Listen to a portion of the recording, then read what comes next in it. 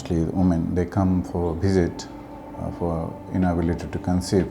Then we do a fertility test first. In women, it is mostly related to the fallopian tube, the ovarian reserve, and the uterus. So we see whether there is any tumor in the uterus or not, how is the womb lining, right? Whether there is any adenomyosis or not. And then we see the patency of the fallopian tube, whether it is open or not, because fallopian tube is a bridge between the egg and the sperm. So that we do by ultrasound or by HSG. And then we do a blood test related to the ovarian reserve. We see how many eggs are there preserved in the ovary, because the number of every woman is born with a fixed number of egg. So as age increases, the number of egg decreases, and then the chances of pregnancy also decreases with the decreased number of egg. In husband, we do a basic test that is called semen analysis. Now, if the semen analysis is good, there is no further test is required for husband.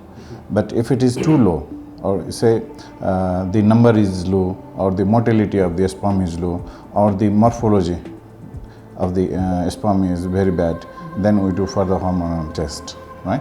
So after doing this basic fertility test, then we evaluate the patient, review the report, and say where is the problem. If the if the couple require IVF, like when there is a blockage in the fallopian tube, if the count is too low, if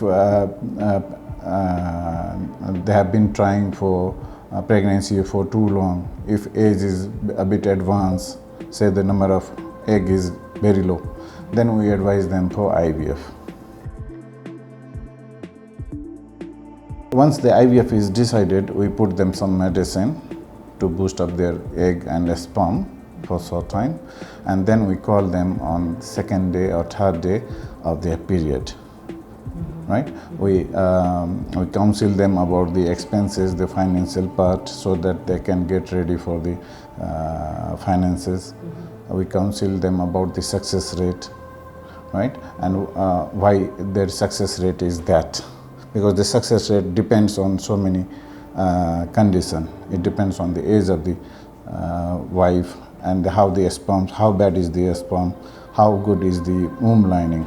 So all this counseling is done, and then we ask them to come on the second or third day of the cycle period to start the IVF.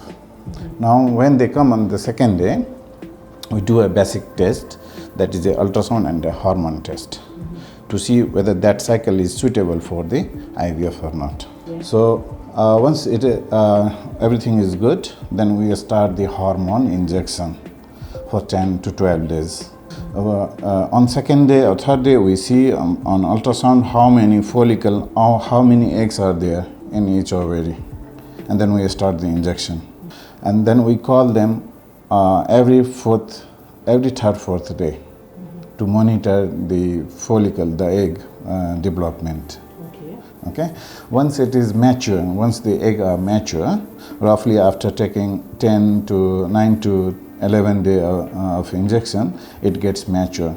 So once it is mature, then we give a final injection at night time to make the egg mature. After 36 hours of that final injection, we do the retrieval process, egg harvesting process.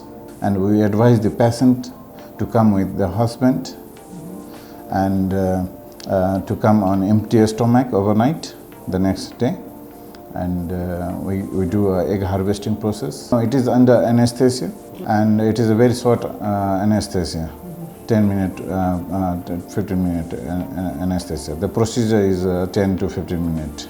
And then once egg is harvested, immediately the patient resumes their consciousness. It is that sort of anesthesia. And the same day we collect the husband's semen. If sometimes the husband, they don't have a sperm in the semen, so we can do a sperm retrieval surgery the same day, and then that sperm is then processed in the lab, and the sperm is loaded in the fine needle, and that sperm is then injected into the egg, right? Once the egg is injected with a sperm, one egg, one sperm, the best looking sperm is selected for that. So then we keep it in an incubator in the lab.